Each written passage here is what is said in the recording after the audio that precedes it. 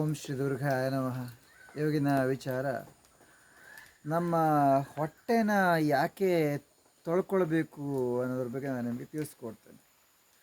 ಹೌದು, ನಾವು ನೀವೆಲ್ಲ ಮನೆ ತೊಳಿತೀವಿ, ಬೈಕ್ ತೊಳಿತೀವಿ, ಕಾರ್ ತೊಳಿತೀವಿ, ಆ, ಹಾಗೆ ಸ್ನಾನ ಮಾಡ್ಕೊಳ್ತೀವಿ. ಕೆಲವೊಮ್ಮೆ ಪ್ರತಿದಿನ ಮಾಡ್ತಾರೆ, ಕೆಲವರು 4 ದಿನಕ್ಕೊಮ್ಮೆ ಮಾಡ್ತಾರೆ, ಕೆಲವರು ಸ್ನಾನನೇ ಮಾಡಲ್ಲ. ಬಿಡಿ, ಅದು ಬೇರೆ ವಿಚಾರ.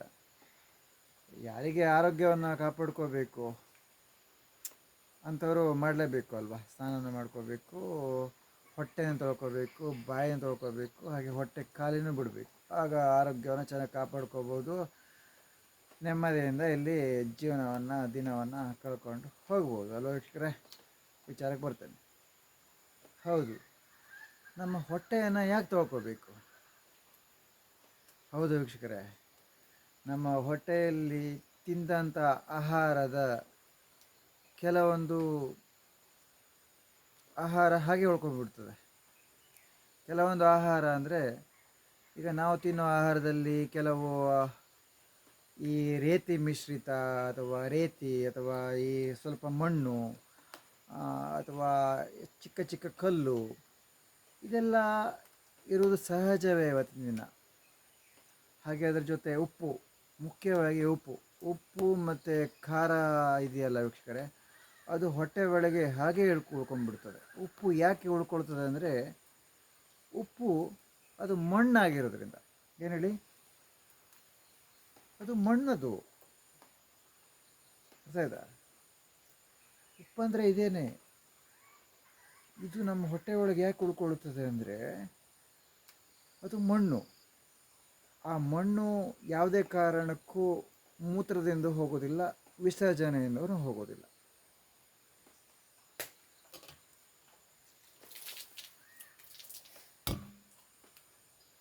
ಅದಕ್ಕೆ ನಾವು ಹೊಟ್ಟೆಯನ್ನು ತೊಳ್ಕೊಳ್ಬೇಕು. ವಾರಕ್ಕೊಮ್ಮೆ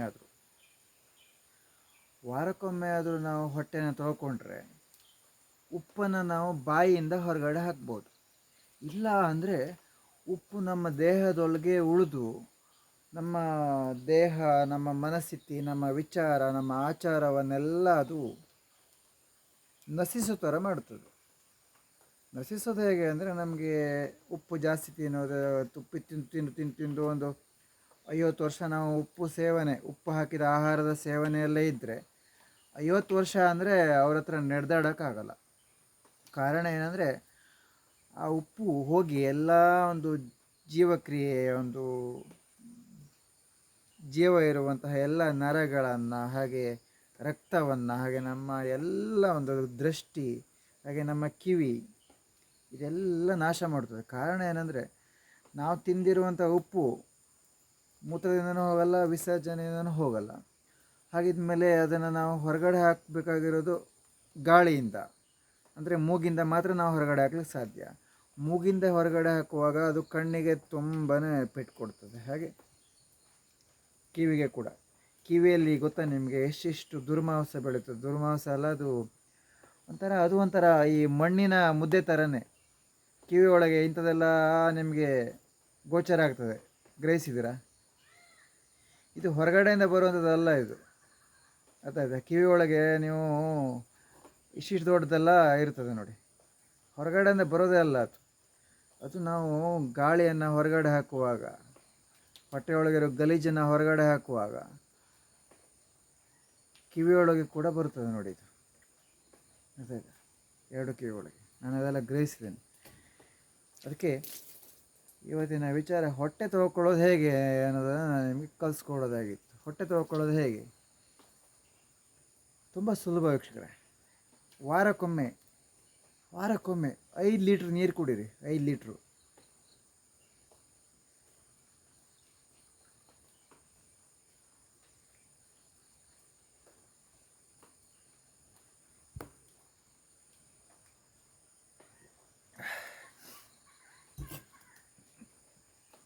ನಾನು ಬೆಳಿಗ್ಗೆ ಹೊಟ್ಟೆ ತೊಳೆದಿದ್ದೇನೆ. 5 ಲೀಟ್ರ್ ನೀರು ಕುಡಿಯೋಕ್ಕೆ ಒಂದೇ ಸಾರಿ ಆಗಲ್ಲ ಎಲ್ಲರ ಹತ್ರನೂ. ಗೊತ್ತಾಯ್ತಾ? ಯಾಕಾಗಲ್ಲ ಅಂದರೆ ನಮಗೆ ಕಫ, ಗಂಟ್ಲು ಬ್ಲಾಕ್ ಆಗುತ್ತೆ, ಮೂಗು ಕೂಡ ಬ್ಲಾಕ್ ಆಗುತ್ತೆ ನೀರು ಕುಡಿಯೋಕ್ಕೆ ಶುರು ಮಾಡಿದ್ರೆ. ಕಾರಣ ಏನಂದರೆ ಹೊಟ್ಟೆ ಒಳಗೆ ಅಷ್ಟು ಗಲೀಜಿರುತ್ತಲ್ಲ, ಅದೆಲ್ಲ ಮೂಗಿನವರೆಗೆ ಗಂಟ್ಲವರೆಗೆ ಬಂದಾಗ ನಮಗೆ ಮತ್ತೆ ನೀರು ಕುಡಿಯೋಕ್ಕೆ ಅವಕಾಶನ ಮಾಡಿಕೊಡಲ್ಲ. ಏನು, ನಮ್ಮ ಗಂಟಲು ಆಗ ಕುಡಿಯೋಕ್ಕಾಗಲ್ಲ. ಅದು ನಮ್ಮ ಹೊಟ್ಟೆಲಿ ಗಲೀಜಿದ್ರೆ ಮಾತ್ರ ನಮಗೆ ಅವಕಾಶ ಮಾಡಿಕೊಡಲ್ಲ. ನಮ್ಮ ಹೊಟ್ಟೆಲೇನೂ ಗಲೀಜಿಲ್ಲ, ನಮ್ಮ ಹೊಟ್ಟೆ ಶುದ್ಧ ಇದೆ ಅಂದರೆ ಏನೂ ತೊಂದರೆ ಇಲ್ಲ, ಅವಕಾಶ ಮಾಡಿಕೊಡುತ್ತೆ. ಅರ್ಥ ಆಯ್ತಾ? ಈಗ ನಾನು ಇದರಲ್ಲಿ ಒಂದು ಫುಲ್ಲು ಒಂದು ಚಮಚ ಕುಡಿದೆ ಅಲ್ಲ, ಈಗ ಇನ್ನೊಂದು ಚಮನ ಕುಡಿತೇನೆ ನೋಡಿ.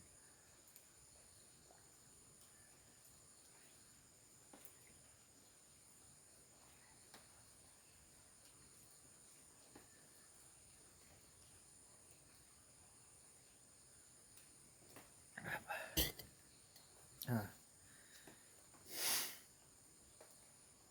ಈ ಹೊಟ್ಟೆಲೆಲ್ಲ ಏನೋ ಒಂಥರ ಆಗ್ತಾಯಿದೆ. ಎರಡು ಕುಡಿದೆ ಅಲ್ಲ, ಬೆಳಿಗ್ಗೆ ಒಂದು 3-4 ಕುಡಿದು ನಾನು ಹೊಟ್ಟೆನ ಖಾಲಿ ಮಾಡಿದ್ದೆ. ಎಷ್ಟಾಗುತ್ತೆ ಅಷ್ಟು ನೀರನ್ನು ಹೊರಗಡೆ ಹಾಕಿದ್ದೆ ಬಾಯಿಂದ. ತುಂಬ ಸಿಂಪಲ್ ವೀಕ್ಷಕರೇ. ನಾವು ಜಾಸ್ತಿ ನೀರು ಕುಡಿದಾಗ ನಮಗೆ ಉಲ್ಟಿ ಮಾಡಬೇಕು ಅಂತ ಅನಿಸುತ್ತೆ, ಇನ್ನೂ ಜಾಸ್ತಿ ಕುಡಿಬೇಕು. ಅರ್ಥ ಆಯ್ತಾ? ಆಗ ಉಲ್ಟಿ ಮಾಡಬೇಕು ಅಂತ ಅನಿಸುತ್ತೆ, ನಾವು ಬಾಯಿಂದ ನೀರು ಹೊರಗಡೆ ಹಾಕಿದ್ರೆ ಆಯ್ತು. ನಾನು ನಿಮಗೆ ಹಾಕಿ ತೋರಿಸ್ಬಿಡ್ತೇನೆ.